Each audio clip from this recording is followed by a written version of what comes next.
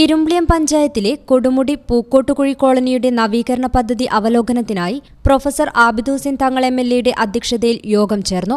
കോളനിയിലെ നവീകരണ പദ്ധതിയുടെ പുരോഗതി യോഗം വിലയിരുത്തി. പ്രവൃത്തി അടിയന്തരമായി പൂർത്തീകരിക്കാൻ എം.എൽ.എ യോഗത്തിൽ നിർദ്ദേശവും നൽകി.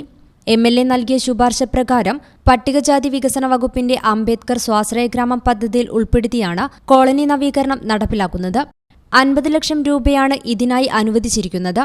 കുറ്റിപ്പുറം ബ്ലോക്ക് പഞ്ചായത്തിൽ ചേർന്ന യോഗത്തിൽ ഗ്രാമപഞ്ചായത്ത് president K Manuppa master, block panchayat vice president P C. Ennur, ക്ഷേമകാര്യ standing committee chairman O K. Subeer, panchayat member T P. Mereesh, block panchayat പട്ടികജാതി വികസന ഓഫീസർ അശോകൻ പി.കെ, പദ്ധതി നിർവഹണം നടത്തുന്ന നിർമ്മിതി കേന്ദ്രം project manager Beena K R, S C. Promoter Reshma M R തുടങ്ങിയവർ യോഗത്തിൽ പങ്കെടുത്തു. News bureau, Valanchery.